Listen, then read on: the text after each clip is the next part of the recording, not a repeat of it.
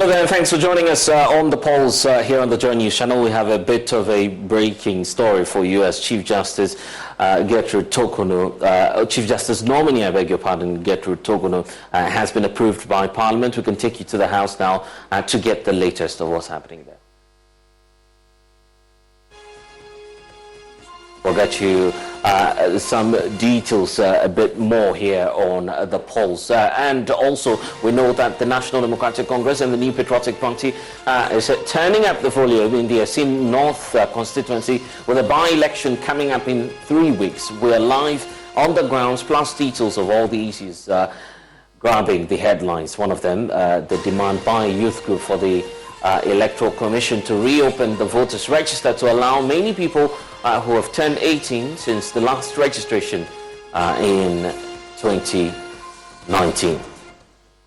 Also embattled appointee at Ghana's Electoral Commission, Dr. Peter Piahini, is facing fresh opposition as the National Democratic Congress MP Nelson Roxon, the Pianopo, is dragging the former lecturer to the Supreme Court over his alleged affiliation to the New Patriotic Party. We have more on this, plus get some updates from you on the reasons for which the MP is heading to court. And data by the Ghana Education Service indicates that over 300,000 school children lack furniture in the northern region. That's the latest in our latest series on Ghana's schools of shame. We have details coming up. We'll get you more on that later here on the Pulse. The Pulse, as always, is brought to you by Global Communities, Digni, Lu, Affordable, Safe Sanitation. Don't forget that we're on DSTV channel 421 and we're on GoTV as well. I'm Blessed Sukan. We are back with details shortly.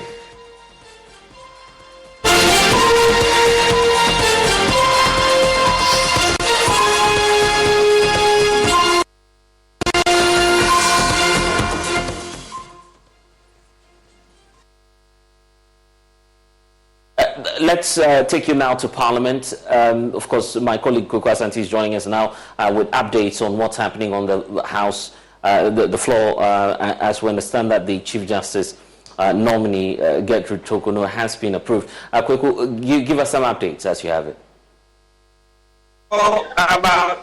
Just about an hour ago, Parliament unanimously approved the nomination of Justice Gertrude Torkornoo to become the next Chief Justice of the Republic of Ghana. We know that at her vetting, the minority had insisted that without the judgment in the case of Judge Kwesi, they were not going to take any decision on her.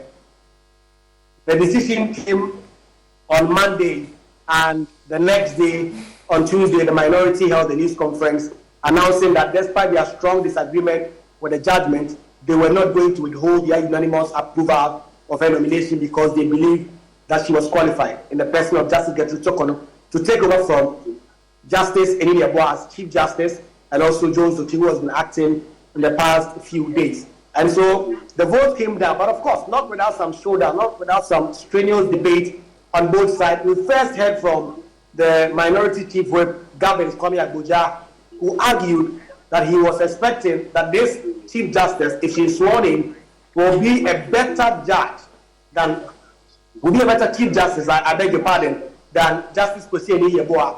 He argued and he contended that Kwesi Enini Eboa presided over a court that delivered justices which were a miscarriage of justice in his opinion. The majority side, of course, hit back first. We heard from the first Deputy Speaker, Joseph Osei-Wusu, who said that instead of lumping up the court together and criticizing them, they must pick each and every judgment of the court and argue with facts and on the basis of law before they can say that a case was wrongly decided. So, in all, the court has now, the court is now going to get a new Chief Justice in the person of Justice Gertrude Torkornoo after Parliament approved of her nomination by unanimous decision. And our understanding is that as soon as this evening, the President will swear in. Okay. What more do we need to know, Koko? So there have been conversations about 10 must go. For instance, we know that only the past few months, some 98 NPP MPs came out demanding the head of Finance Minister Kenneth Oyata.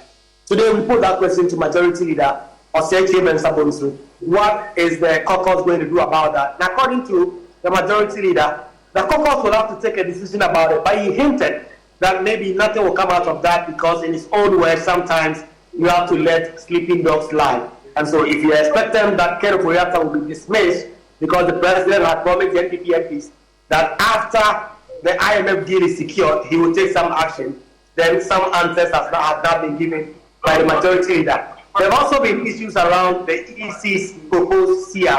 EC has put together a CI which makes the Ghana card the sole identity document to register as a voter. The minority have been saying that they cannot allow that to go through.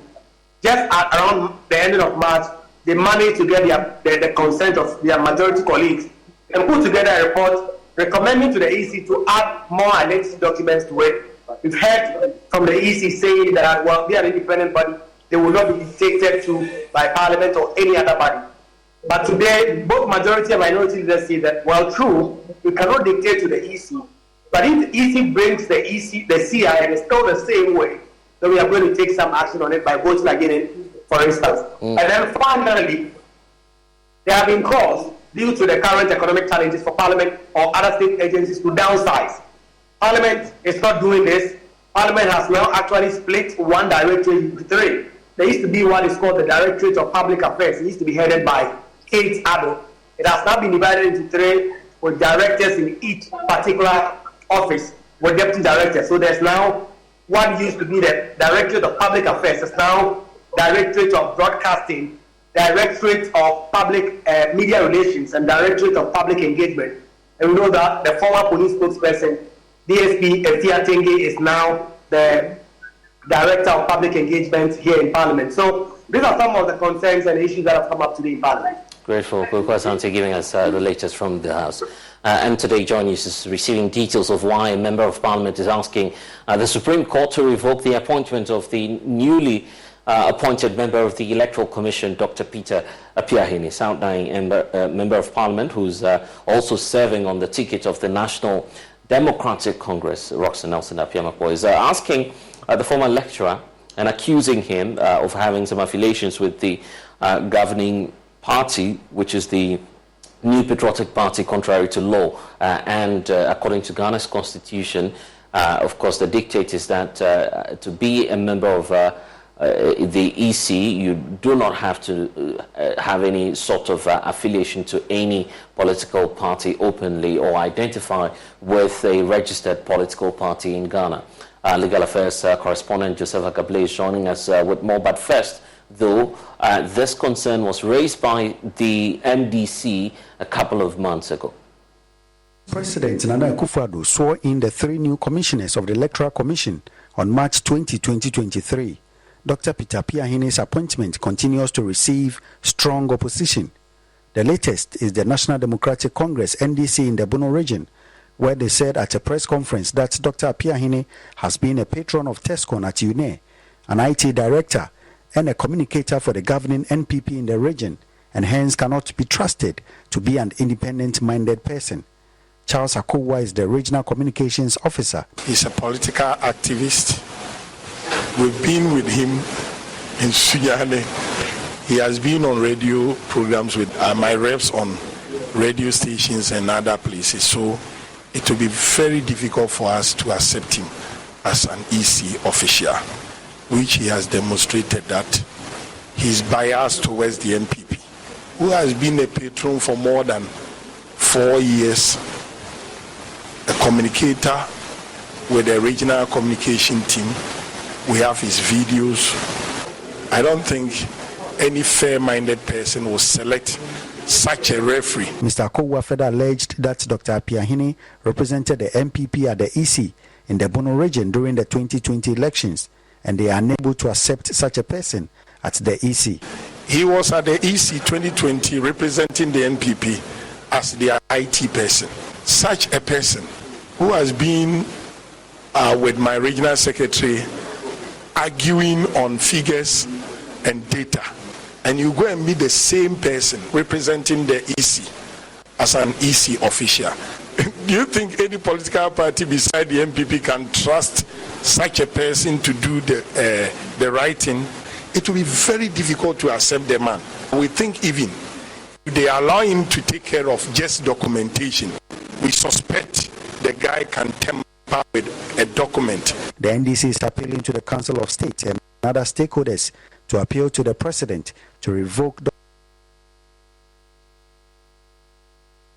with the EC. The Regional Communication Office, on behalf of the NDC, will appeal to the Council of State to consider their earlier advice on the appointment of Dr. Peter Piahini. The Regional Communication Office duly serves notice to the general public of the intention to serve petition and copies of this evidence to the National Peace Council, the Catholic Bishop Conference, the Council of State, the National Muslim Conference, and all the relevant bodies to appeal to the President to immediately revoke the appointment of Dr. Peter Piahini in order to have a smooth collaboration with the Electoral Commission going into the 2024 election. Dr. Peter Piahini currently heads the Department of Computer Science and Informatics of the University of Energy and Natural Resources in Sunyani.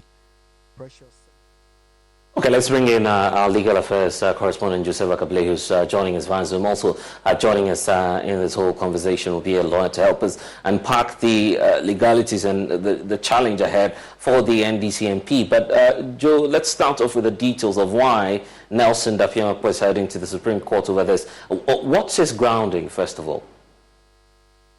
First, he indicates to the court that he brings this action as a citizen of Ghana, who is enjoined by Article 2 and 130 of Ghana's Constitution, that in the event you believe that something has happened which is inconsistent with the Constitution, you bring the matter up to the Supreme Court to ask the Supreme Court to declare it as such.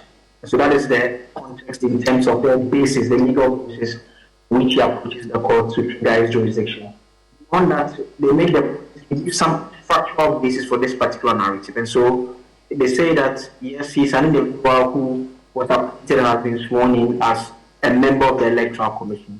He goes on to say that the first defendant, i.e., Dr. Piahini, is a known sympathizer and affiliate of the New Patriotic Party.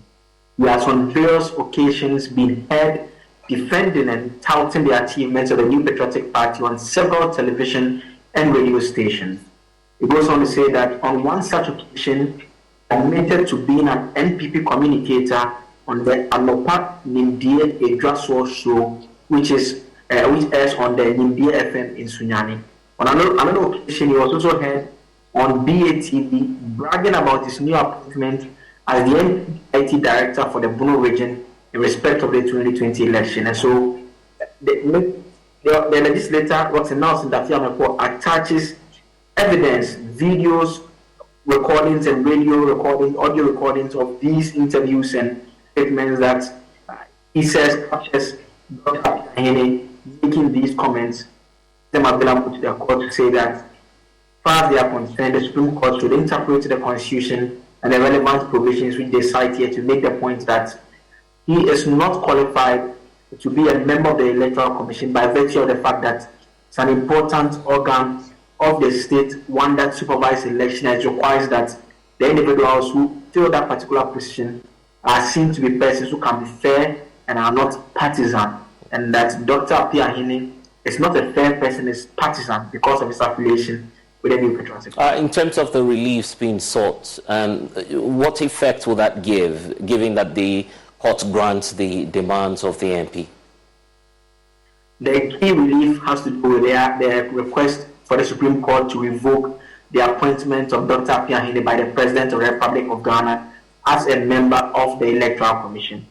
In terms of other reliefs they are asking for, they are asking the courts to restrain Dr. Piahini from acting as or holding himself out as a member of the Electoral Commission pending the determination of the suit. So that is even an interim measure that they are even asking for. They also ask for an order of perpetual injunction restraining Dr. Piahini from acting as holding himself out as a member of the Electoral Commission. There are other declaratory reliefs that they are asking for. For instance, they are saying that the court should declare that upon a true and proper interpretation of the letter and spirit of Articles 23, 44.1, 45, 46, 284, and 296. And these are provisions that deals with the Electoral Commission, those with administrative bodies being required to act fairly and reasonably, and the Electoral Commission as well says that for the basis of an interpretation of these provisions, a person is not qualified to be a member of the Electoral Commission if that person is a known sympathizer, a member or openly affiliates or identifies the registered political party.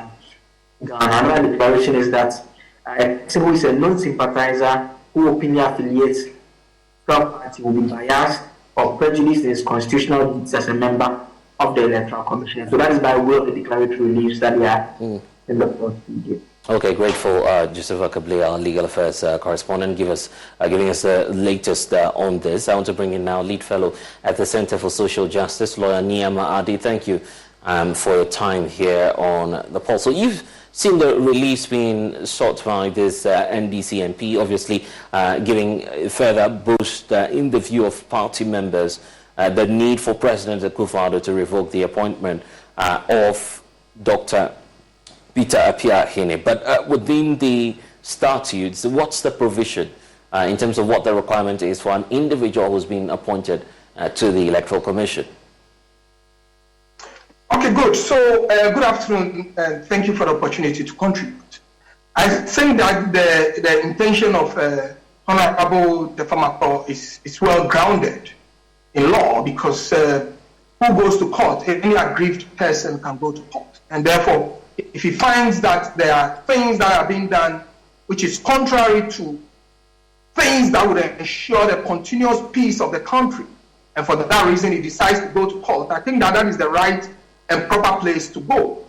And if you look at the duties of the Electoral Commissioner, Article 46, the second part of it, and I would like to read for your clarity, says that except as provided in this Constitution or in any other law not consistent with this Constitution in the performance of its functions, the Electoral Commission shall not be subject to the direction or control of any person or authority. 46, shall not be subject to the control of any person or authority. Here lies a gentleman who is known, and the evidence have been adduced to a particular political party. Therefore, putting this person in the helm of affairs of the Electoral Commission means that he will be subject to the control and authority of the appointing officer. And that is not in doubt, particularly when he is known to be associated with that particular party. I mean, the law is also so clear in the common law, in the common reasoning of the law. It talks about what we call reasonability. Reasonability. To say that in appointing somebody, there must be reasonableness. So where this person is known to have been to be affiliated to a particular political party, where that party is going into an election, reasonability tells us that this person can be tilted. Okay? So reasonability shows that he shouldn't be the right and proper person to occupy that position. 2, we're also talking about foreseeability. In foreseeability, should there be any rancor, should there be any disagreements about the processes of the Electoral Commission, foreseeability tells us that anybody can reasonably say that because this commissioner is linked to this particular party, he's going to do everything to their benefit. Okay? And then the perception out there is very huge. Why should we do such a thing to ourselves when we know that our democracy is all we have? When we know that we need to tread this cautiously and to hold our democracy in all estates. Yeah, I get your point, but the jury is out there as to whether or not the new appointee will be objective in the discharge of his duty, which is sworn to, by the way. Besides that, there's the question about the law and ultimately where the power will lie. The power of appointment, as we know it, lies squarely within the remits of the president. He does the appointment, and as part of the requirements, I'm not sure there's any legal inhibition forcing the hands of the president to appoint someone who is politically neutral. Is there? I mean, you rightly pointed it. 43, Article 43.2 says that a member of the commission shall be appointed by the president under Article 70 of this Constitution. And when you go to Article 70, it tells you that it does so with the advice or consent of the Council of State. Exactly. So yes, the president is the proper and the right person to appoint. But we are saying that when that person who is to be appointed is known to be associated with a particular political party, then there is the issue of reasonability, foreseeability, perception, and then the peace of the country to be maintained.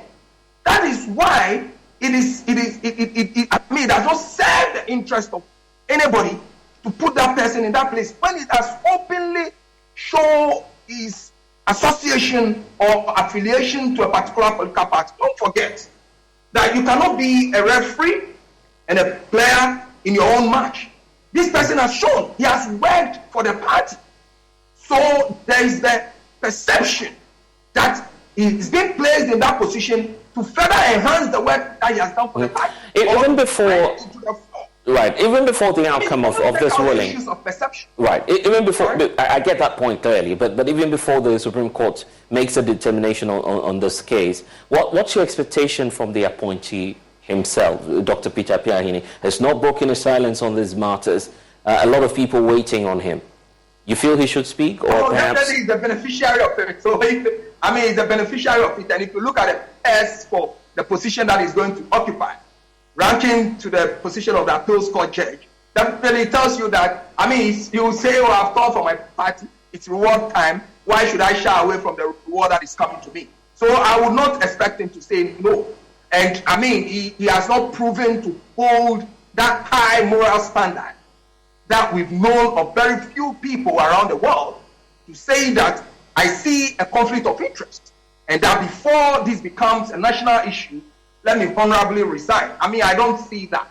I don't see that. So he being quiet, you can interpret it directly and truthfully as being happy with what he's been rewarded to, because this is not coming out of a vacuum. He probably would have discussed it. He would have been told. He probably may have lobbied for it. Who knows? But I don't expect him to say no. There must be a very high moral standard, which the appointing officer should do. Or better still, the Council of State that advises the president in appointment should be able to advise him that, look, for the peace of our country, for the reasonability, the foreseeability, and then the perceptive reasons, let us put him aside. There are many other Ghanaians who are well qualified, independent in mind, have not shown any palace to occupy that position. Okay, we need to go. We'll wait to see what the court will say about this. Niyama, the lead fellow at the Center for Social Justice.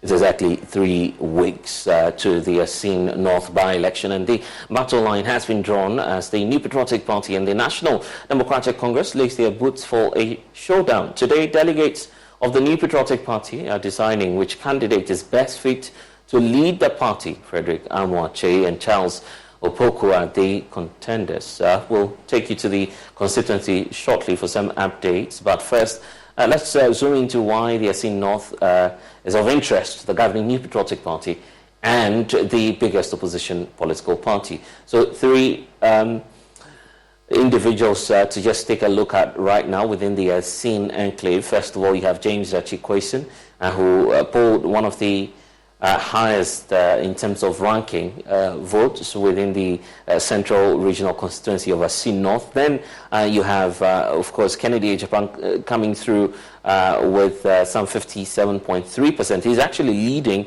in that Asin enclave. You have John Ntimfojo, who's also on the side, coming through and controlling one part of the area with some 39.3% in the last election. So that's how crucial all of the matters are for the candidates working within the Asin area and demonstrating how swing the region or area is. You see the charts indicating that continually the candidates that represent the New Patriotic Party have their form of endorsement declining by the years, shooting up, first of all, for Kennedy Japan in the year 2000, and continually we see a decline, although he's been winning that election as the years go by, to where we are now, which was the last election in 2020, amongst one of the drops he's witnessed. But same can be said for the likes of the previous candidates who did that on the ticket of the NDC up to 2012, where he shot up. And then we have James Gertrude taking it back after a decline in 2016. But James Gertrude raising the bar high there. But for the presidential and parliamentary trends, you can see clearly that for the parliamentary votes and percentages, clearly at the point of 2020, the parliamentary votes were much more higher than the presidential slots. We went to the New Patriotic Party's candidate, now President Nana Addo Dankwa Akufo-Addo, as opposed to the NDC sweeping that seat with some 55.21%. So that's the indication you can see clearly in terms of the dynamics governing what's happening within the area. We can now go live to the Asin North area. My colleague Richard Kojonyako is our man on the ground. Richard, what's the latest and what can you report?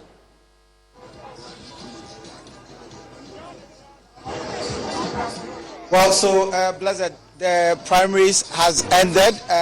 The MPP2 aspirant came up for this contest. We have Charles Opoku and then Freeman Chei. So at the close of polls, Charles Opoku polled 397 votes. 397 votes as against Freeman, who polled 157, and there are static scenes over here. As soon as the election ended and the declaration was done, the national figures, the national officers led by the General Secretary of the party, the national organizer, they took the victor, that is Charles Opoku, the one who won the primaries. They took him on a jolly ride through the town of Asan Akomfode. Remember, Asan Akomfode is one of the towns in the Asan North constituency. Now, two of them that stood for this election, they all come from Asan Breku. Asan Breku, incidentally, is where Mr. James Gertrude came from. Now, the argument has been that George Gertrude came from Asan Breku, and that is why he won the 2020 election. And so today they feel that two of the people that are also coming from the same town, and that is the biggest town in the Asan North constituency. But the MPP makes the point that it was because of some internal wranglings. That is why Mr. George Gertrude took advantage of that and then won. But now they have resolved all internal issues, coupled with the numerous projects that they have done in the constituency. As we speak, you can see the road that has been asphalted is a 32-kilometer road, and it spans the Asan Central, that is Kennedy Japan's constituency, right through to the Asan North constituency and to Katie Amon's constituency. And there are numerous projects that are being undertaken as we speak. There are earth-moving equipment that are currently in the constituency. They are trying to finish up. Various drainage systems are being constructed. There are some caterpillars, bulldozers that are currently on site.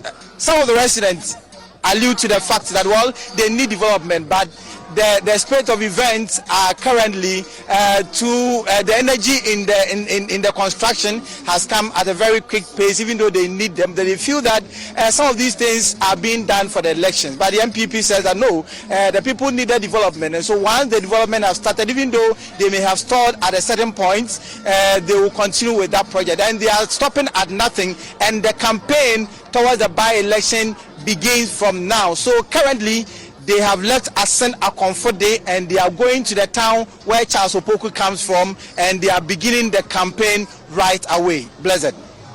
Okay, how about leading figures within the New Patriotic Party who were present there? What sense do you get from them as to the readiness of the party and, of course, sweeping that seat from the National Democratic Congress?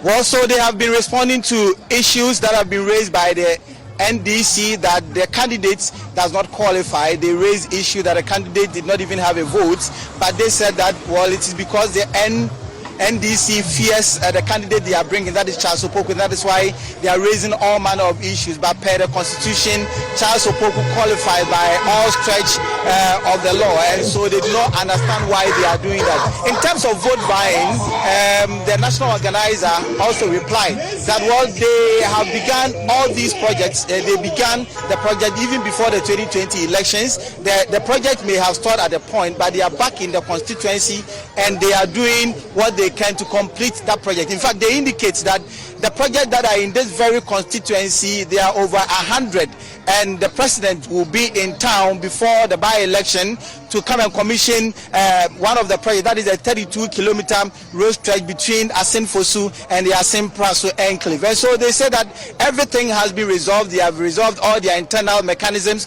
all the internal wranglings that made them lose the 2020 elections. And so they are going to wage an effective campaign and win the by-election. Okay, you've been interacting with some of the party members. What have they been telling you?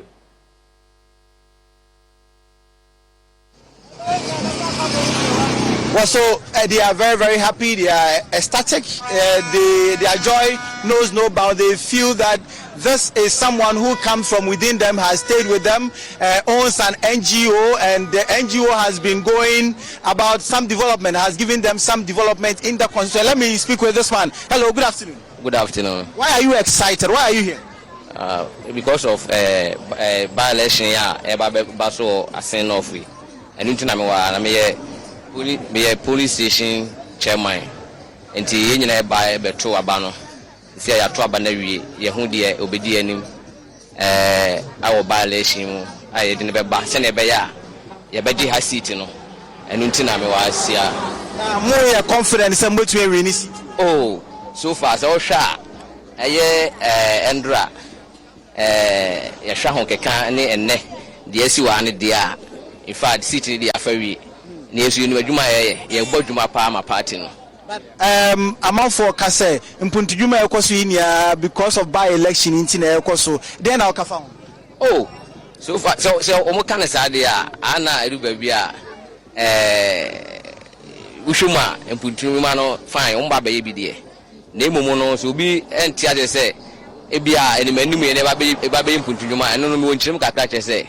At times, BBC will fear, and I say be our engagement, and I say ye be Kurana.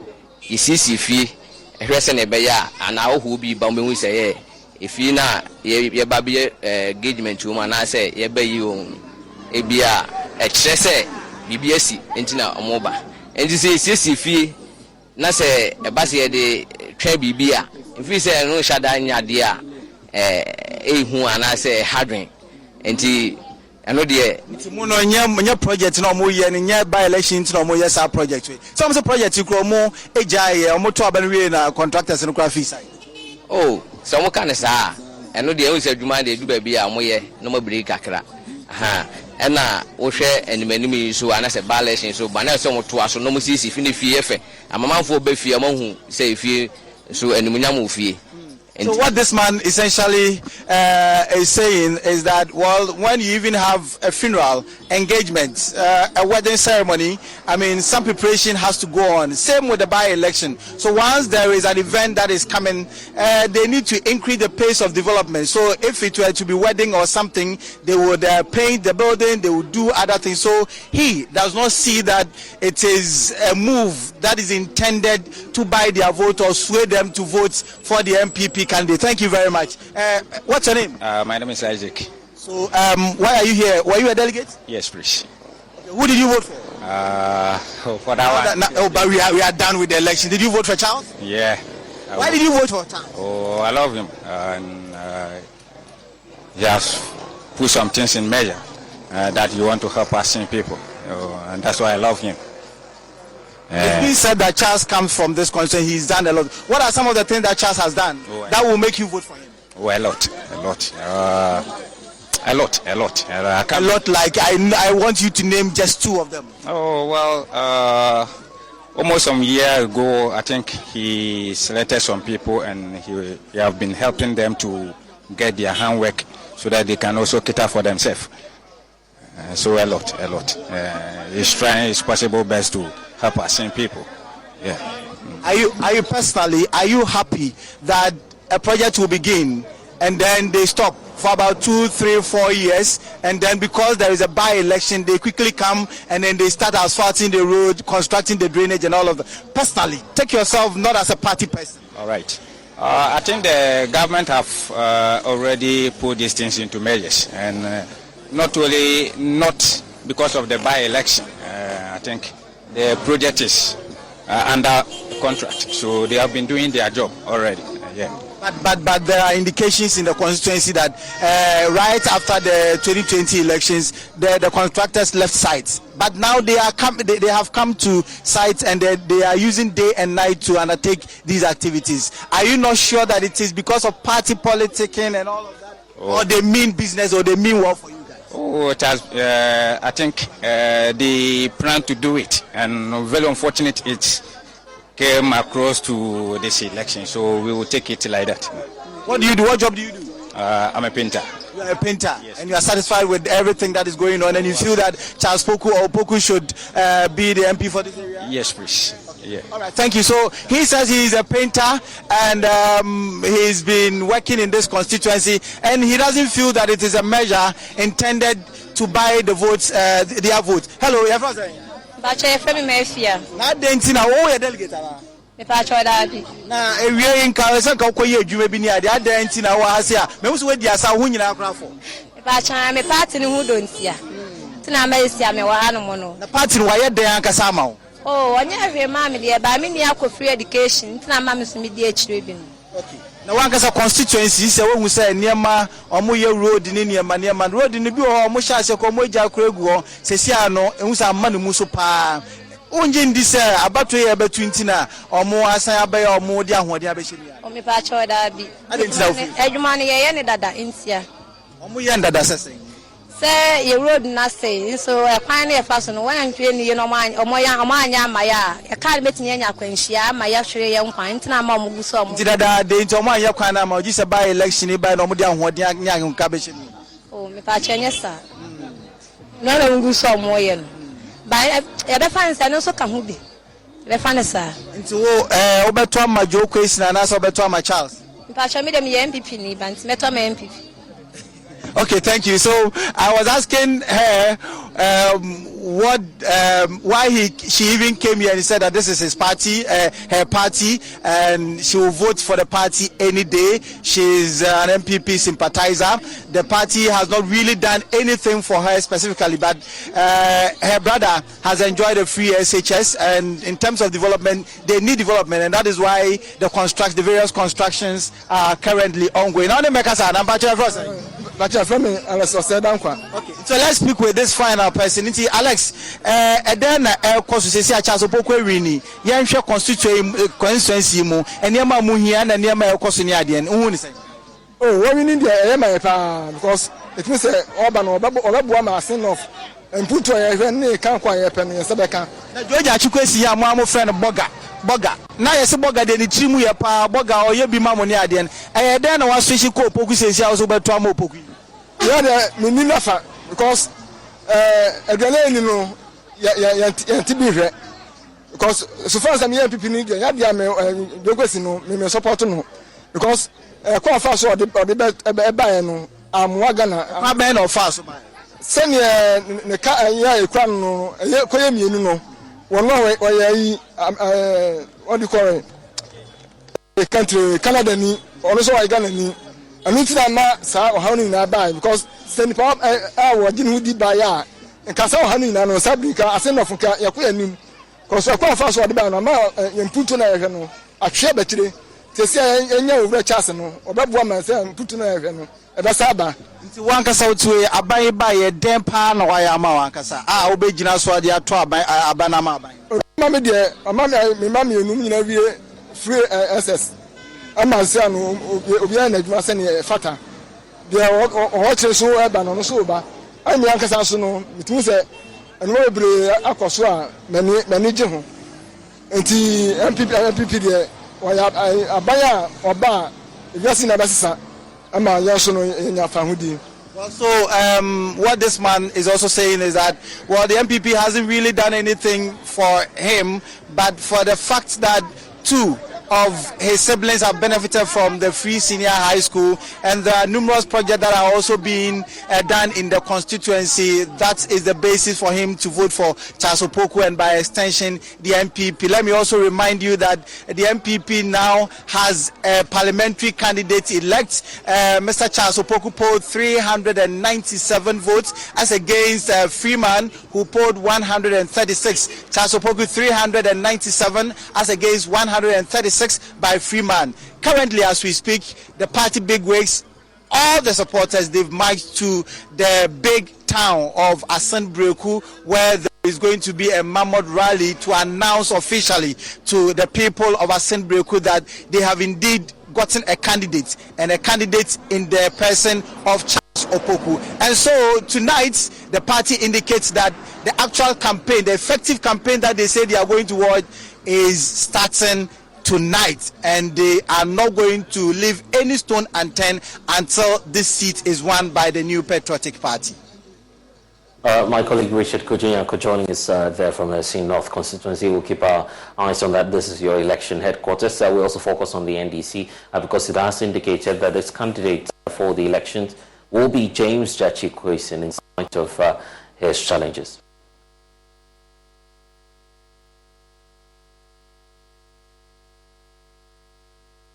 Before we get to the side of the National Democratic Congress, let's bring in the Communications Director for the New Patriotic Party, Richard Ahiangwa, is joining us via Zoom.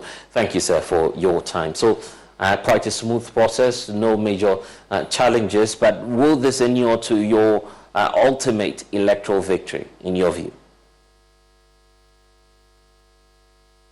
Please, I think your line was a bit faint. I was just pointing out there that just as we've heard from our reporter there, my colleague Richard Kujinyako, indicating to us that Charles Opoku is now the parliamentary aspirant or candidate-elect for the New Patriotic Party within the Assin North area. No major hitches for today. I'm just wondering if that's a good omen for your political party, with a belief that you will win the Assin North seat eventually.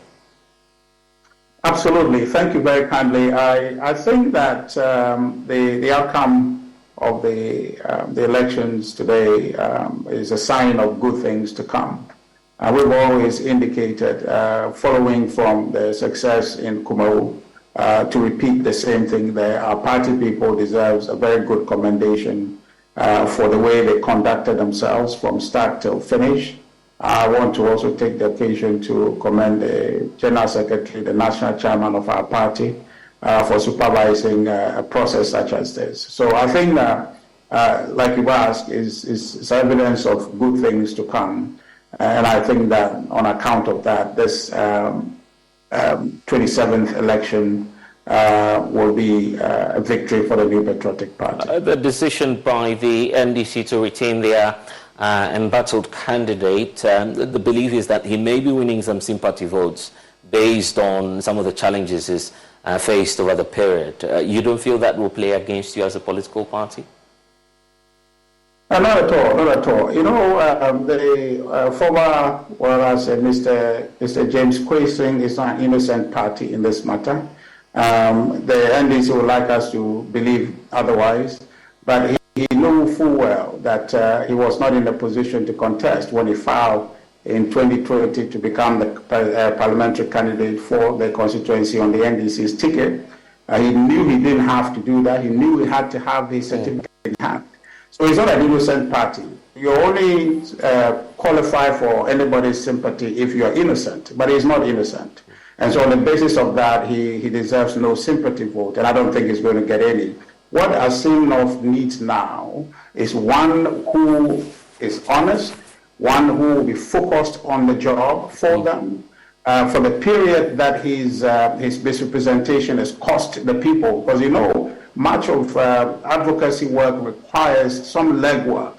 Government will distribute and have this development go everywhere proportionally. But then if you have an effective MP, he adds to what comes to you. And that's what Assin North has been missing for the better part of this second term of the president. And now we have the opportunity to elect an NPP MP, one who can walk on the day one to Parliament and be able to begin to establish contact with all the ministries, agencies, and departments to say that we are running a bit behind. Assinov needs to accelerate our development. And he, as an NPP MP, will be able to push the right knobs and have development go to the people of Assinov in the manner they deserve. And Richard, the conversation about overnight projects, allegations that it's a signal of vote buying, similar to what the NDC claimed when you're running the Kumail by-election.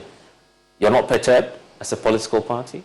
No, President, I would suggest to you that ignore the NDC. They don't have any real conversation to be had in Assinov. And you know that they started this conversation about, oh, his vote is not in the constituency. And they knew very well that has nothing to do with anything, because their own candidate in the Kubawu election, our candidate in the Kubawu election, had their votes outside the constituency, and that didn't create any problem. The NDC is struggling with a message. They have nothing propositionally to give to the people, and all they want to do is ways and means create doubt and create conflict situations to be able to benefit out of that. We are clear in our minds.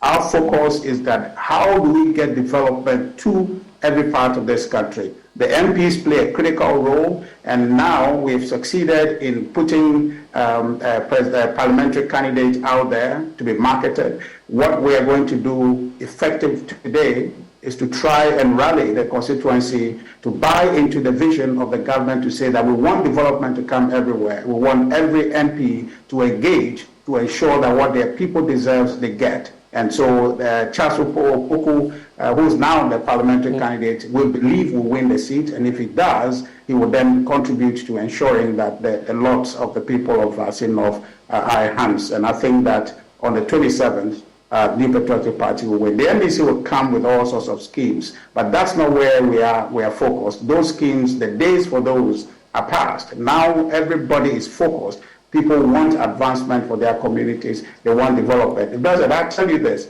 I think on, 2 days ago, I heard about some young concerned young people from Assinov who gave a press conference to talk about how is it that they are terrified about the prospect of Mr. Kwesi running because of the real risk of him probably ended up in jail for the criminal liability, that case that is hanging around his neck. So we're looking at a choice between stability and instability, a choice between certainty and uncertainty, with the MP proposing stability with now Chasopoku going forward to accelerate development for the people, and the NDC are bringing a candidate who offers nothing but uncertainty and instability for the people of Assinov. And we think that Assinov deserves better. They must get a candidate who is at work, who is not embattled with legal cases, and who does not face a prospect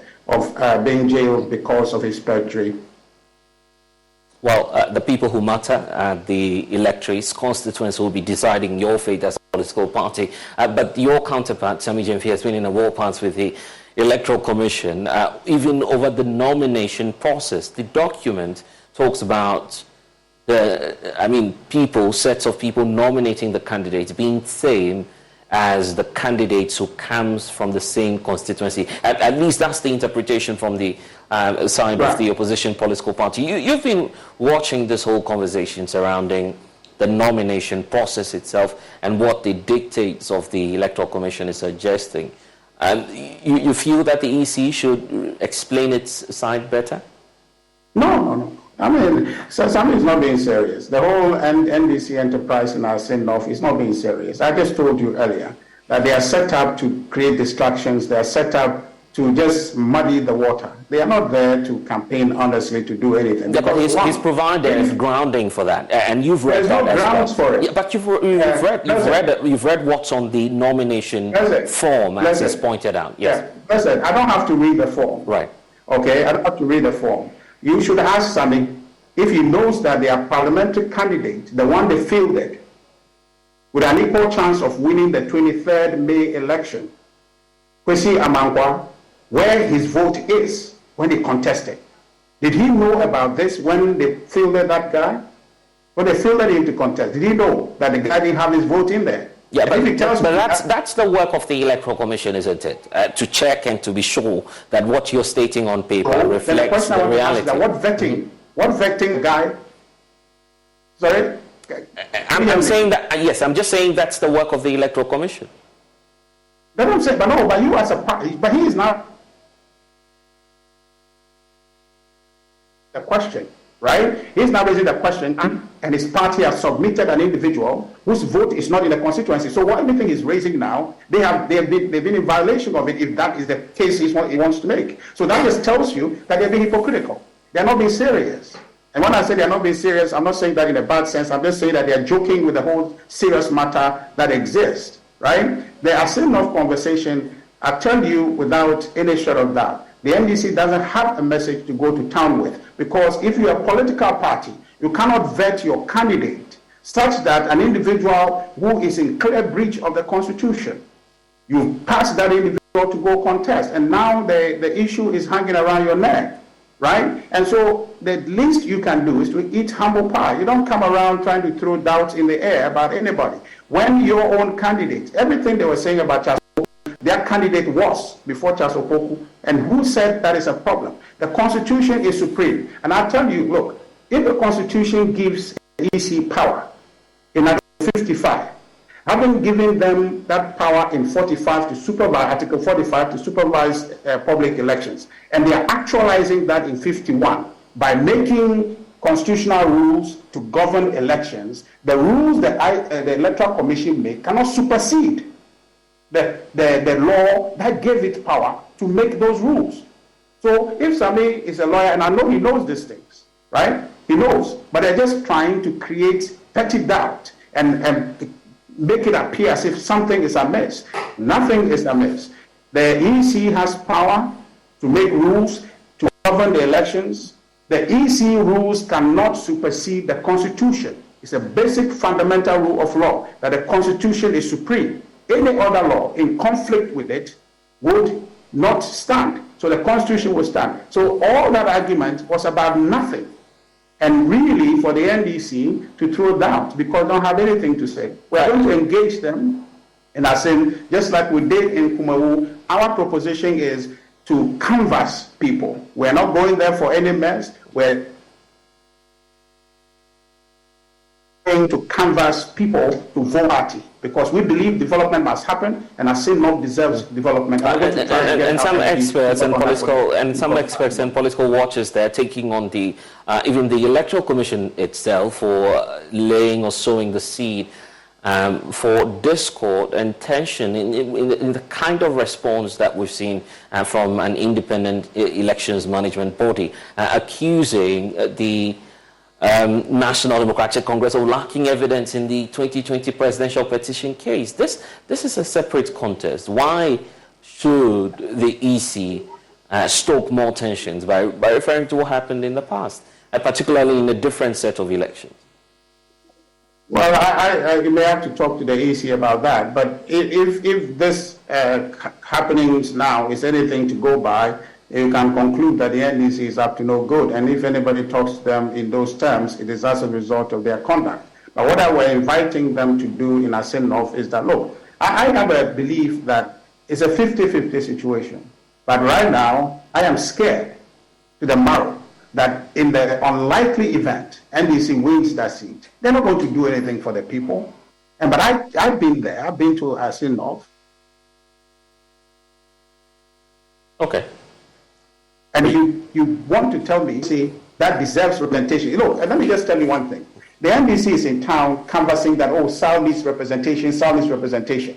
They are here in Asinov trying to risk the representation of the people with an individual who has a real prospect, okay? He has a date with the law, and that date could end him back and possibly in jail. And they are risking that on the people, possibly setting up another date for a by-election if the law comes down to it. I'm not trying to prejudice but that should be good news. That should be good news to you as the NPP, isn't it? Why would a political party subject a people to that kind of risk?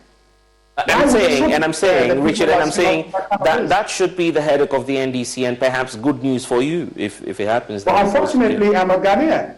It's not a thing of NDC and MPP. It's about the development of the people. We need to make responsible decisions. The NDC must take calculated risks. This risk they are taking is uncalculated. It's exceedingly irresponsible. And they needed to have reined themselves in and move away from that. Because why? You are telling the people that we brought this person and he was in breach of the law, but he's the only one in the NDC? Is that really what they are telling us? And I'm telling you that election, it can be up, it can be down. So in the event the very unlikely outcome happens, and then this gentleman had to go to jail, what happens? Is that a financial loss or so that we have to go back to another by-election?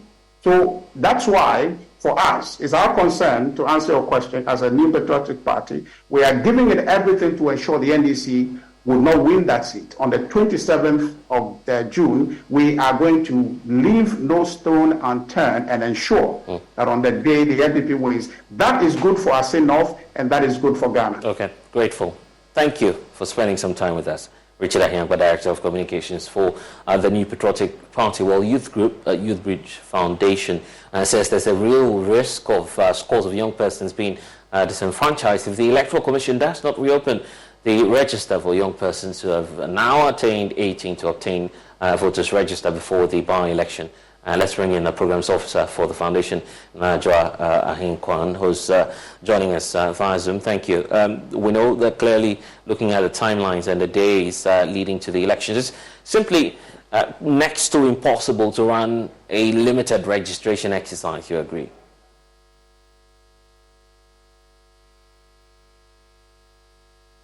And kindly unmute for me as you make the point. Thank you very much for having me here. We at Youth Bridge Foundation don't think it's a limited time for the Electoral Commission to register the few youth in Asin North who have turned 18 years. They can do this within 4 to 5 days. Hence, it's possible for them to do the registration for the people in Asin North to also exercise their franchise. You are aware that, for instance, the New Patriotic Party is just getting their candidate, the NDC also doing same and having James Jachikwesin back. Just barely 20 days to the main elections. A number of processes and events leading to that big exercise. I mean, what would the country lose, and by extension the people of Asin North, if these young voices are given the opportunity in the next round of elections? If the youth are not given the opportunity now, it means we are setting the precedent where youth can be set aside and decision-making can go on. But here lies the case, it is their right, according to Article 42 of their Constitution, that they have to exercise their vote once they turn 18 years. So they are just upholding their right. If we can nullify a candidacy, then we have to also uphold the law. So if we are going to do this, then we are setting a precedent where in the years to come, people who turn 18 after an election, voters registered in that, can let go of it, and then you don't have to register them. But we need to uphold the law at every point in time. If the calls for postponing the election, we need to do it and then make sure that the right things are done. And legal opinions divided on this. The fact that the CI governing this election may not be as recent as what's going on in the floor, where we'll have the opportunity to have continuous registration going forward. So if we're using the previous regime or framework that the Electoral Commission is working with, it might be a challenge legally to have all these people registered before the election. So since 2012, we've argued for a continuous voters registration, where once you turn 18, you can just walk into the district office like you do for National Health Insurance Scheme, where there's a continuous registration. If the government is going to do this, then we even get to the point where people turn 18 years and they still don't have a card. So there's a way of telling the Electoral Commission to go back to the stance of making voters registration a continuous process, where the youth can walk into the district office when they turn 18 to get a valid voter's ID card, and it can engage in any by-election or any national election that comes up. So it's not that it's not possible. It's possible for them to do it if they are willing to do this. Failure to see the Electoral Commission organizing a limited registration. What will happen from the perspective of your foundation? Are you seeking to go to court? So for the Constitution, there are some constitutional rights that needs to be upheld, and there are powers attaining to that. So if the Electoral Commission does not do the job, then we will proceed with every constitutional right and power available to us to make sure that the youth of Assin North are also heard. And that's what's immediate on the list? What's your priority? To get the Electoral Commission to register the youth before the by-election. Next legal option for you, as you're pointing out? You're going to call the next legal option. So, as the Constitution mandates, when there's a breach according to the exercise of discretionary powers in the Article 296, there are some steps that can be taken, which we are willing to go by, as stated in Article 296 of our 1990. Yes, so which of them are you opting for? My question then. If we have to go to court, we will go.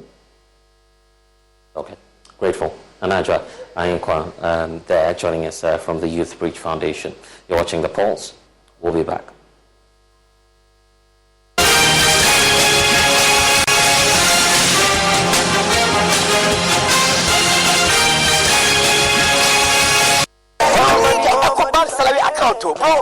With the EcoBank salary account, you will enjoy free life insurance, free debit card, save while you spend, and an amazing chance to double your salary, and even more consolation rewards in the EcoBank double salary promo reloaded. Guy, this EcoBank salary account sounds interesting. What do you think? But maybe next time, Charlie, you know what? I had to go shine my shoe. Yo, myself, I had to go check my BP. We going up, never go down, and we stay flat. Chairman, you see the white sign it here. Who be late? Open an EcoBank salary account today for a lifetime of benefits. You also stand a chance to win more than double your salary in the EcoBank Double Salary Promo Reloaded from now till July 31st. Terms and conditions apply. And the job life regardless. This promo is under the supervision of the National Lotteries Authority under the Veritas Lottery Platform. The Pan-African Bank. Smile, Look lively, okay? Smile, smile.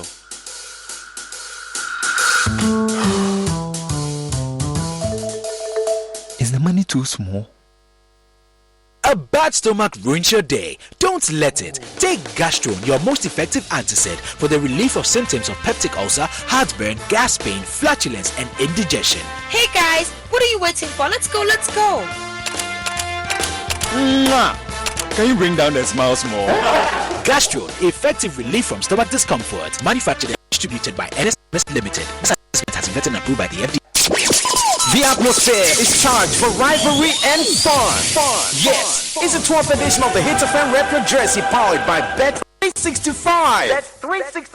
Can Man City win the first ever Champions League trophy, or will Inter Milan grab their fourth title? It's the Citizens versus the Nerazzurris. Wear your favorite club jersey and join us at the Aviation Social Center Saturday 10th of June for the Hit FM Rep Your Jersey.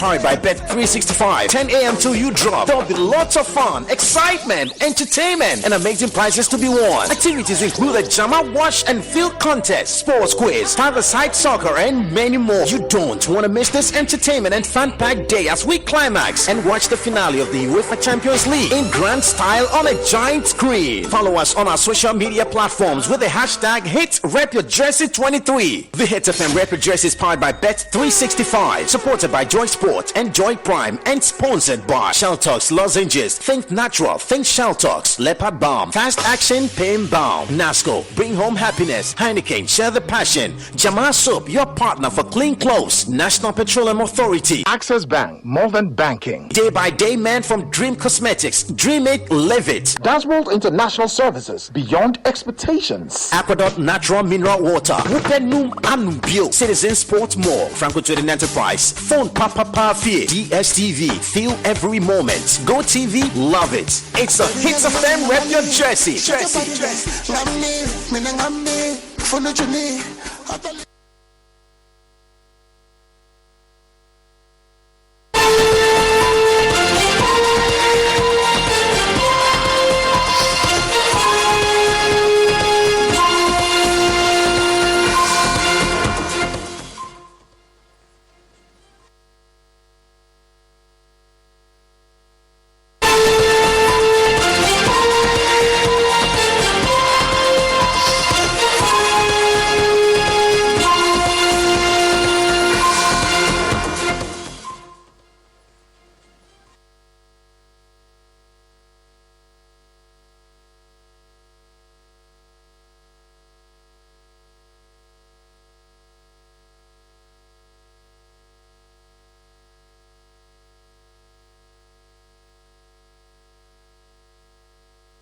You're welcome back. Over 300,000 children in the northern region lack some school furniture. That's the latest that we're discovering in our new episode of Ghana School of Shame. And this has been supplied by the Ghana Education Service. And due to lack of furniture, of course, we know that school children are having a tough time in parts of the northern region. In the very final of season 2 of the series on Ghana Schools of Shame, Jojo Kobana now reports.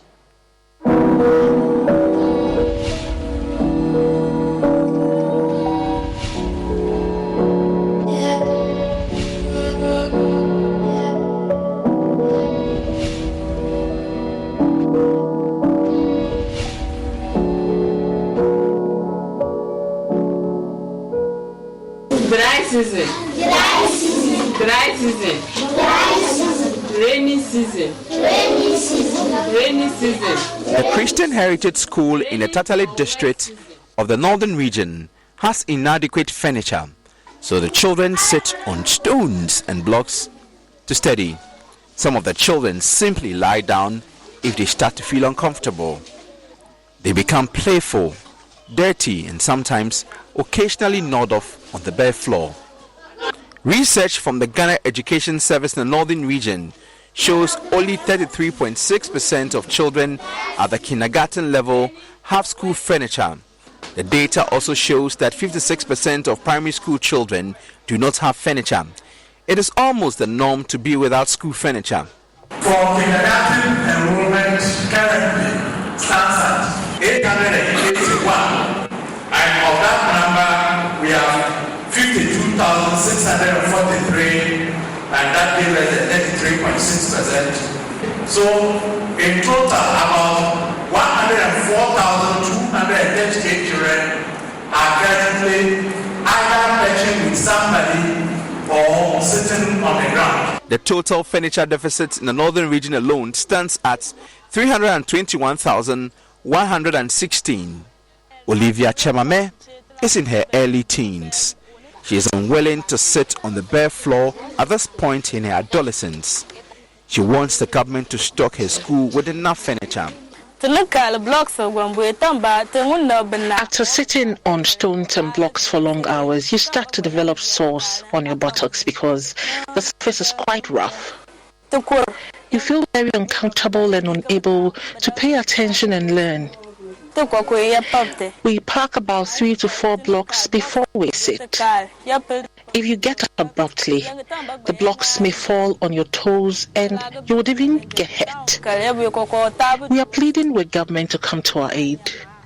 It is unfair when we sit for the same national exams and we're expected to perform like schools in Tamale and Accra. Some parents can afford to take their children to private schools while we remain here in ill-resourced schools. Lack of school furniture is just one of the many challenges in her school.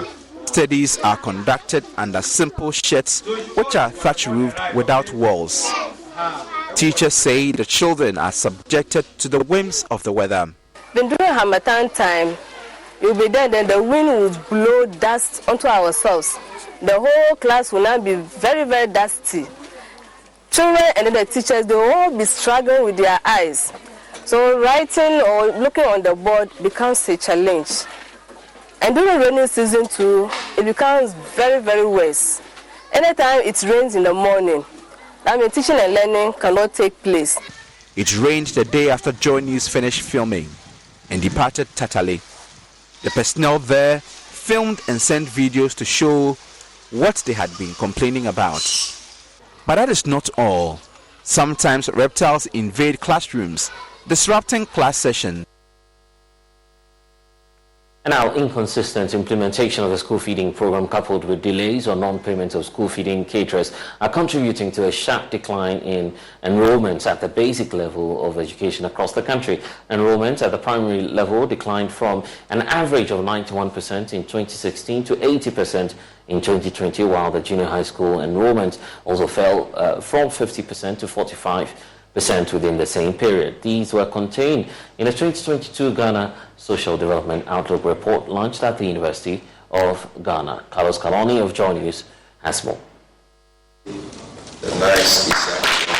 The Ghana Social Development Outlook Report is a biannual research findings published by the Institute of Statistical, Social and Economic Research. The launch of the 6th edition of the report highlighted 10 thematic social sectors, including education and population, with mixed findings and recommendations. On education, the report identified a decline in enrollment at the basic level from 91% in 2016 to 80% in 2020 at the primary level, while the junior high schools recorded a 5% decline from 50% to 45%. The report attributed these declines to a number of factors, including delays in payments of school feeding caterers. Professor Peter Korte is the director of the Institute of Statistical, Social and Economic Research. In terms of education, we saw that net enrollment, although picked up, started declining in some areas, particularly because for some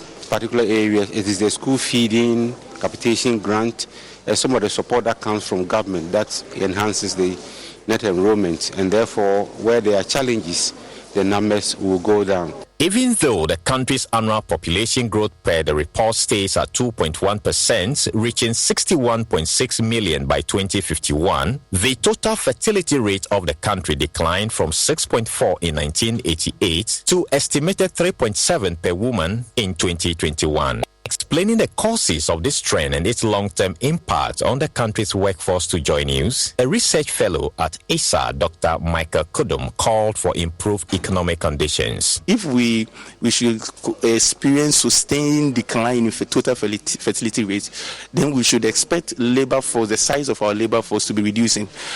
Currently, the size of the youthful population is high, so it may not pose as a problem. But into the 10 years, 20 years from now, if it tends to sustain as this, so what will happen to our labor force is that the size of our labor force will reduce, and then the quality of our labor force will reduce, the strength in terms of productivity per labor force will reduce, and that will affect the general economy as a whole. We need to tackle it from the root cause, which is the economy-wide factors. To reap the full benefit of the report, ahead of Social Development Outlook 2022, Dr. Martha Awo, however, called for more collaboration between policymakers and academia. I think if we are able to collaborate with one another, if we are able to work in hand, which is supposed to be the case anyway, because our findings are to government. Like most of our references were made to the Sustainable Development Goals, and it is all part of government's agenda.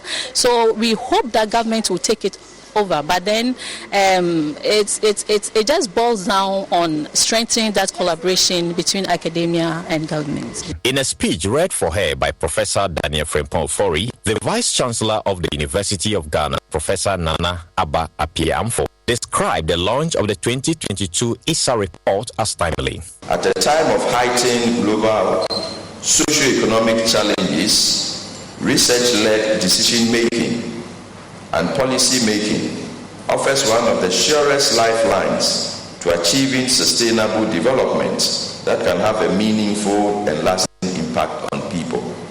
Therefore, the launch of the 2022 Ghana Social Development Outlook GDSO today couldn't have come at a better time. From the University of Ghana, my name is Carlos Caloni for Joy News.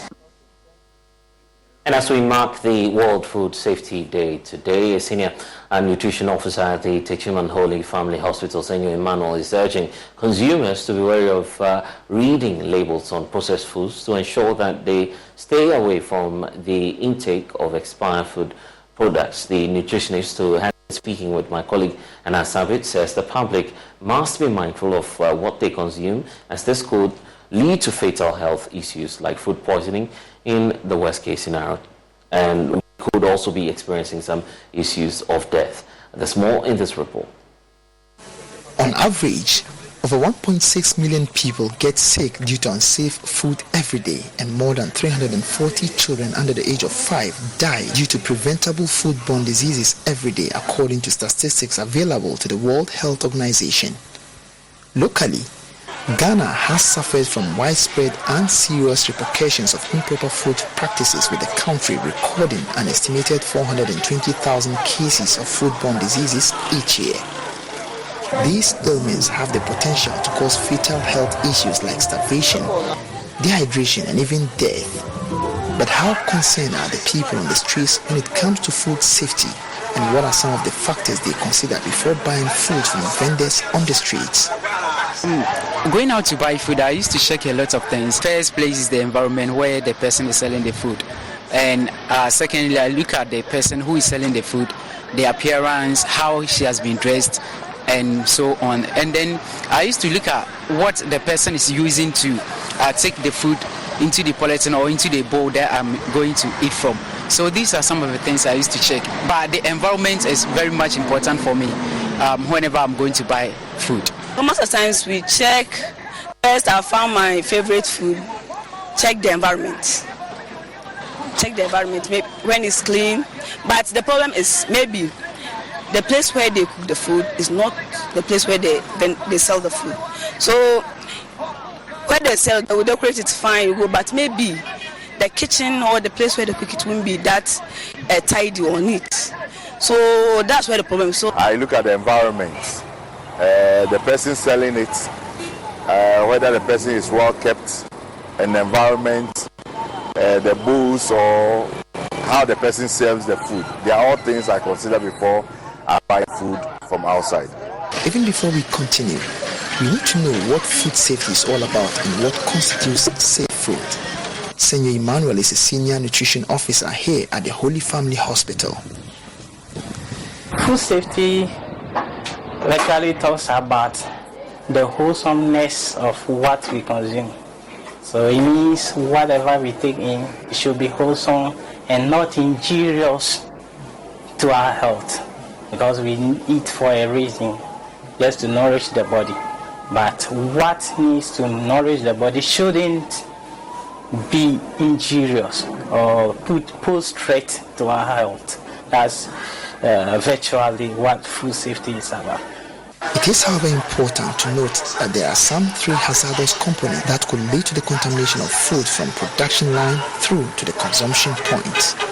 We have safety or food safety hazards that may cause contamination to make the food unwholesome.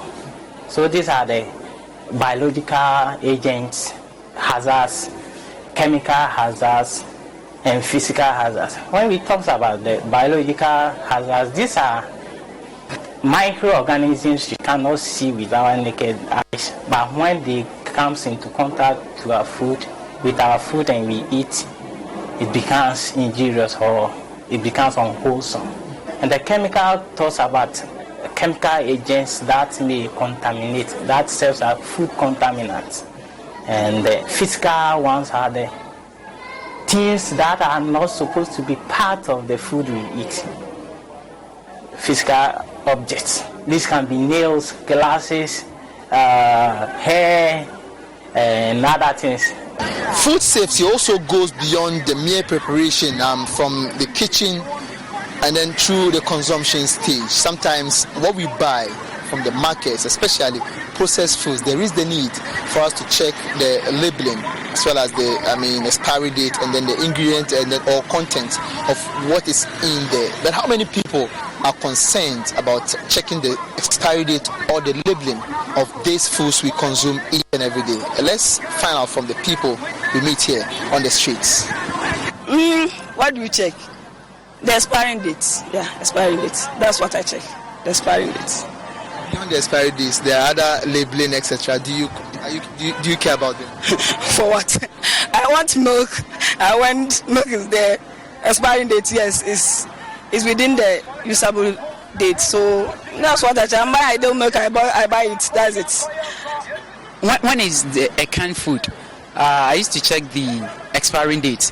I don't really read on the content because I know that I'm going to buy milk or I'm going to buy malt. So definitely malt is inside or milk is inside. So I used to look at the expiring date without looking at anything. Yeah. Senor Emmanuel is urging consumers to inculcate the habit of reading labels of processed foods as a means of steering away from food poisoning. One most important thing that we normally become oblivious of is reading of labels. First of all, we have to cultivate the habit of label reading. One, it has safety measures and key information on them. That helps us to ensure our safety. Expiry date on packaged foods is one of the one important information we always have to look out for. And depending on your conditions, the condition you have, it will determine the kind of food you can eat and those you have to avoid. He was, however, quick to urge the general public to be mindful of consuming unsafe food, as this could lead to low productivity and, in the worst case scenario, death. When you fall sick because of foodborne disease, you will be unproductive. If you have an episode of diarrhea and vomiting, can you work? You can't work to at least get something in return. So it goes a long way to affect you in terms of your health and that of your pocket. It can also lead to death if the right interventions are not put in place. So it has a precarious implication on our health and our pocket. These consumers are, however, perturbed with the unsanitary conditions at various food vending points along the streets and calls on authorities to mount surveillance to help minimize the consumption of unsafe foods. I don't know those who are in charge of it, but I'll be urging them, the environmental protection ES, they have to go around, especially the environment. I think in town, I saw one wache seller selling wache around the gutter, but the gutter is very filthy. So I will be telling the government to assign the environmental agency for them to look at those things. I think that would be very much important. If only they will be allowed to sell that area, they have to make the gutter very nice before they sell something there. And when it's about processed food to the environment, how hygienic the place is, even the person selling it itself, how tidy the person is also before we come. It's something we need to do to educate so that it will bring the disease burden down. When it comes to cholera, now that the rains have started, it's something we need to watch out for. So as we mark the World Food Safety Day, we've brought you this engaging interaction with the people of Techiman.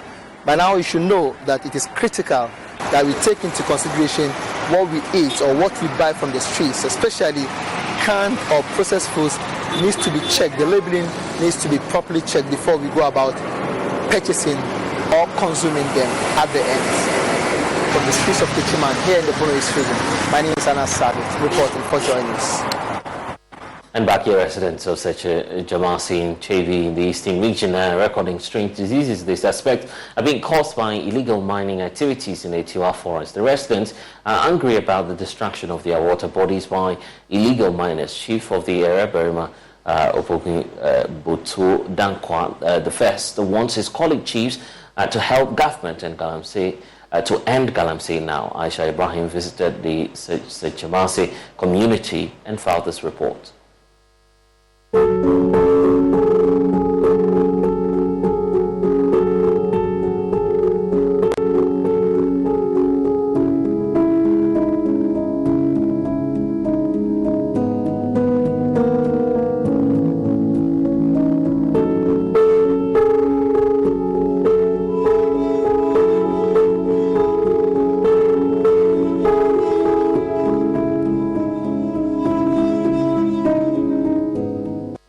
You can see how destructive the land has become, and you can see how cyanide has destroyed the water body, how the water has changed color. You can see it's all cyanide, some looking greenish, some looking yellowish. Remember, the chemicals that these people use to mine stay in the soil and in the water for a very long time.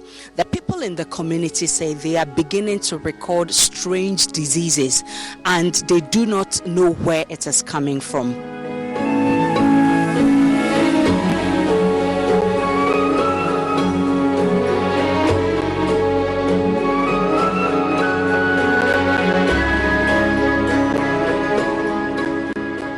Matilda Asante is a native of Sejamase. She says the activities illegal mining is making their lives miserable.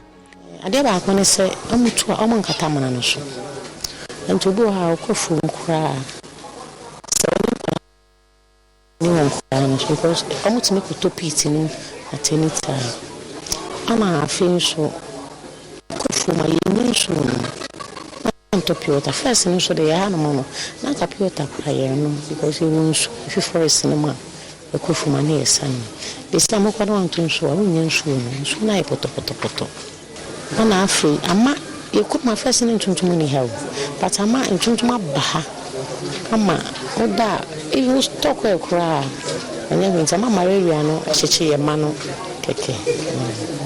So Matilda Sante is essentially saying that they used to go to farm and drink water in the farm, but because of illegal mining, they are unable to do that because all the water bodies surrounding them in their farms have been distracted by the illegal mining. Again, those illegal miners, they dig the pits and they do not cover it. And so sometimes people can mistakenly fall into those pits. And so anytime she's going to the farm with her children, she's always uncomfortable. Mine in the Galamasi na easy. Say Galamseni shim kana say jai na ensu na asundri.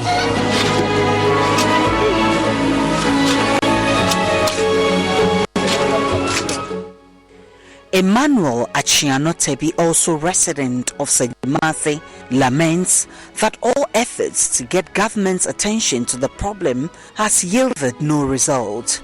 The cause of the problem, why we are not being able to uproot what is going on, is because of the powerful people behind this operation. You see, you arrest them and the next thing you hear is that they have been released. Nothing happens to them. 2014, 2015, there was an operation here and they arrested about 500, more than 500 people, and they seized over 11 excavators. That was packed at the as assembly. Before we realized all the excavators were gone, and the reason is that somebody comes in with a letter from the seat of government or from a powerful place, and then the MCE or whoever is in charge have nothing to do than to release them. Chief of the area, Berima Okopim Botu Dankwa I, is worried his people are not benefiting from the legal mining but are mostly affected in terms of health. Small diseases, rashes. Even formerly in my community, you don't have mosquito there. Mosquito. But now, don't try. All because the trees and then the lines, they have destroyed everything. And it's very painful.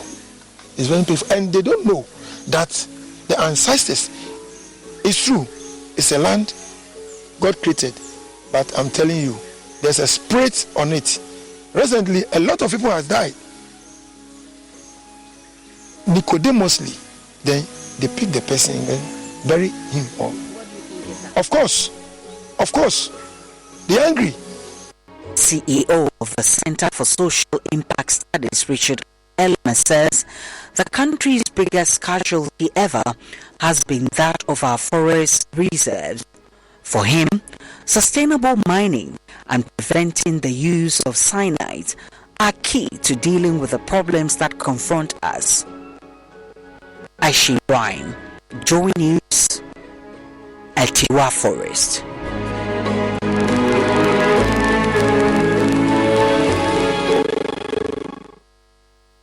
Now, government says its objectives for the Greening Ghana project has been effectively achieved, as reports indicate that 70% of the trees planted survived. Deputy Minister for Mines and Natural Resources Benito Ozubio was speaking during a visit to partners of the Green Ghana Day celebration. We have more in this report.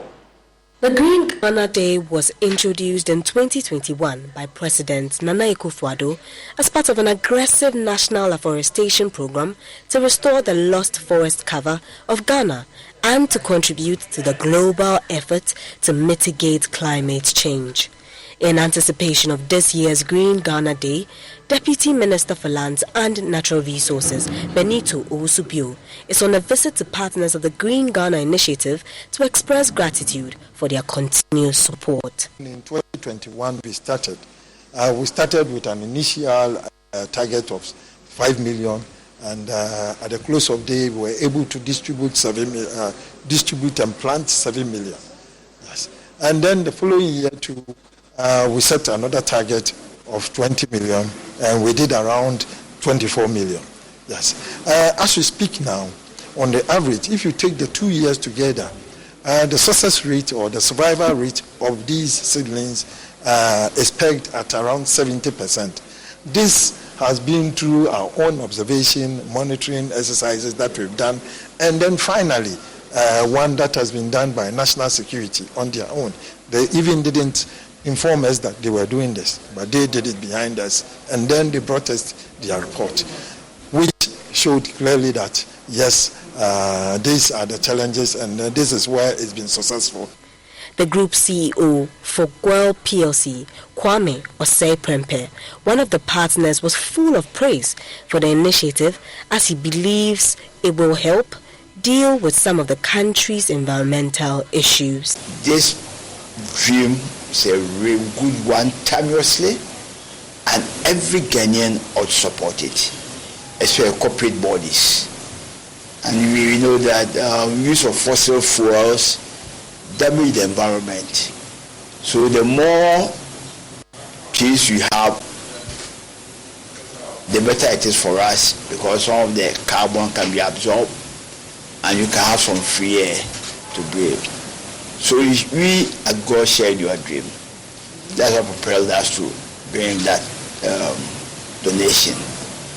But we do not believe that we did anything extraordinary, because it's our duty to help Mother Ghana.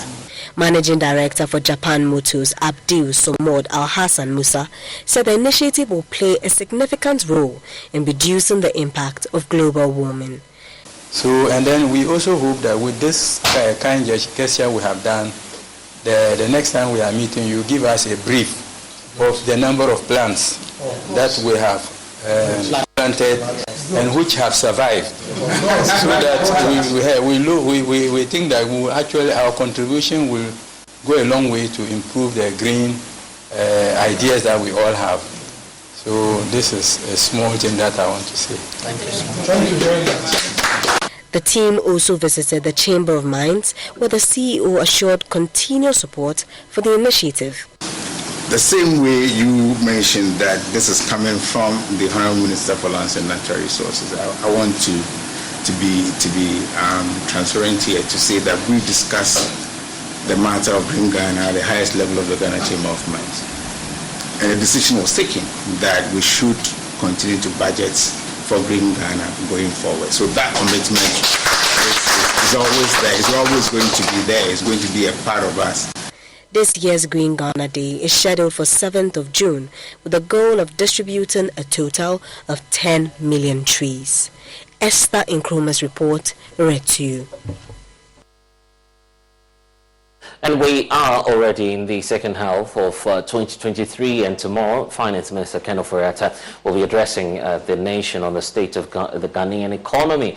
It's not strange for such an address to gain massive public attention due to the fact that there's a reaching impact of the economic performance on the wealth and health of every one of the 31 million population here in Ghana and beyond. Mr. Ofori-Atta's address coincides with the arrival into the country of a team from the International Monetary Fund as part of a mission visit to track the progress of Ghana's economic recovery program. So what's the state of the Ghanaian economy?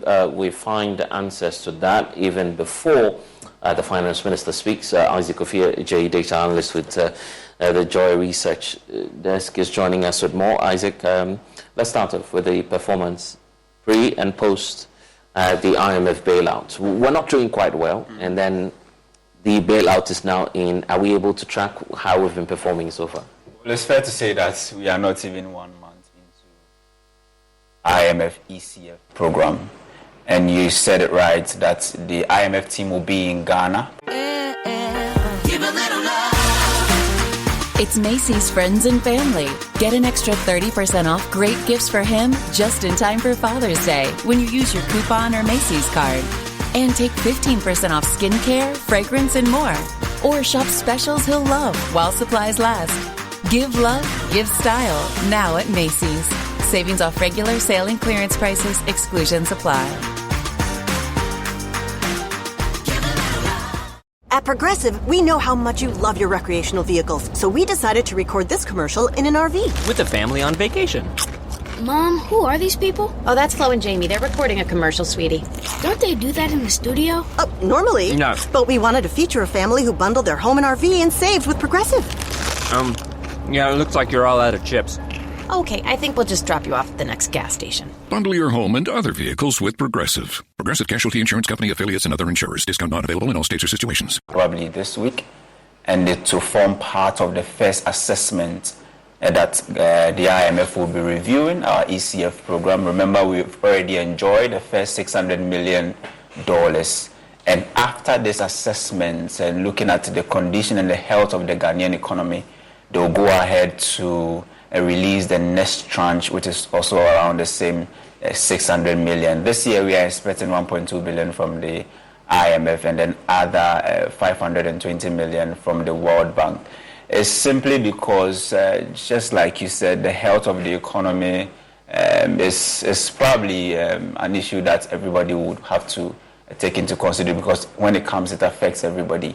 I've actually said that this is the first time in my life that I've seen every Ghanaian talking economics, because everywhere you go, you hear people talking about haircuts, you hear people talking about inflation, you hear people talking about depreciation of the cedi. Right.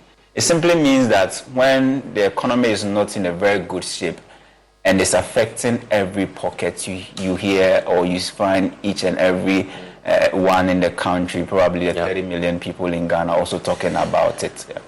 But then in terms of the indicators, the macroeconomic indicators, are they improving? Are they looking good? Because we're expecting the finance minister to touch on that tomorrow. Well, so we said that for the IMF program to be successful, the first thing that it has to resolve, or the first part of the economy that it has to touch, should be the exchange rate situation. And if you look at the exchange rate situation, the data is clear, and it's the fluctuation has not been that bad if you compare this year to last year. Right now, if you have about 10 cedis or 11 cedis, you can still exchange for $1. Last year around this time, we were battling with exchange rates. You needed 15 cedis or 16 cedis to do the same thing.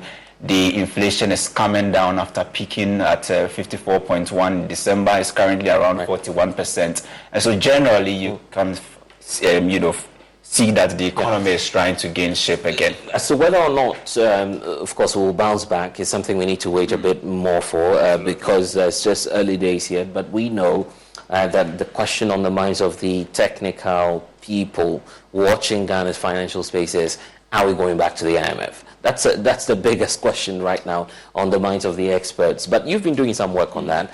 And we're to expect something from your desk. Well, so this is actually the 16th time the 17th, in fact, that we are running a proper IMF program. We've actually enjoyed some, loans and other things, but those were not proper programs. And if you look at the 17th IMF program, and if you compare it to that of the 16th, it's a bit different in the sense that with the 17th IMF program, there's a lot of things that we have to do, like debt restructuring and all that. But if you listen to government and the posturing, it's as if that this should be our last. And even from the IMF country director, and then also from the country leader, who has been leading the team, you get the sense that the IMF want to put a permanent stop to this precarious nature of our borrowing and all that. But you have to ask yourself that with a debt currently over 400 billion Ghana cedis, almost crossing $1 trillion cedis, and around $50 billion, you also have to ask yourself that how long will it take us for us to reach sustainable levels? So we've been doing some work on it, and we've put together a very interesting documentary. We call it A Nation That Begs, tracking Ghana's all 17 IMF programs, and then also looking at our debt situation. And that's airing on the 12th of June. That's next week, Monday, on the AM show, and then also on Joy SMSs around 8 a.m. and then in the evening around 8 p.m. Okay, we wait and look forward to that. Isaac Ofieje joining us with the latest. And that's all we have for you here on the Pulse. I'm Blessed Sogam. We have more stories for you at myjoyonline.com. Thanks for watching.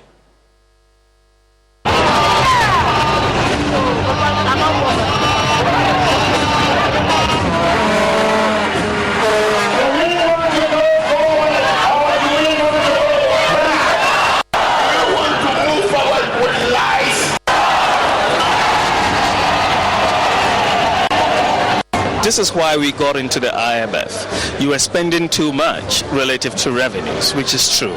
You were borrowing too much, which is true. Your external payments position has deteriorated, which is true.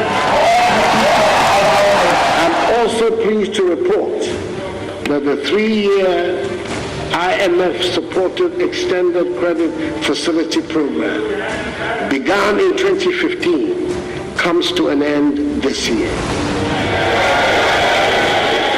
We will not go to the IMF today, we will not go to IMF tomorrow, and we are not going as long as the NPP remains in power. Don't let anybody tell you we are not people of short sight.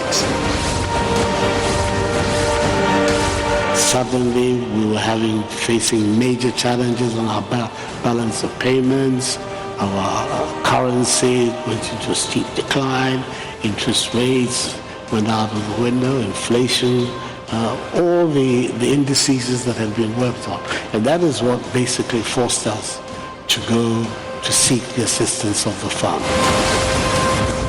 A Nation That Begs, a Joy News hotline documentary by Isaac Ofieje, showing on Joy News Monday 12 June at 8:30 p.m. and on the Joy FM Super Morning Show at 8:30 a.m. This is entitled No Nuts. There's nothing on this earth quite as handsome as Asimony. Black on black. Cool. So we love funerals. Half of the time, we don't even know who is dead. But we'll be there anyway. Oh no, that's not fair. We would know the disease, of course. He would be my aunt's husband's uncle on his father's side, or my best friend's brother-in-law, or some such remote connection. But we shall be there and should be there. We would have to be there at the funeral. The men trailing in yards of Edinkra, black, dark red, midnight blue. Some colors that could only be created here and nowhere else. Color like paint blood, or a mixture of dark blue and red and gray. Also brown, like dead leaves under giant trees in ancient forest. Burnished gold, all metallic. These days, it's the men who are wearing the rings. Jewels, rings on their fingers, thin gold chains around their necks, hair close cropped. Hey, our men can look so handsome. The women in the latest but more modest black printers or shada. Or if they are the bougie crowd, then of course it's your voile or lace or even silk.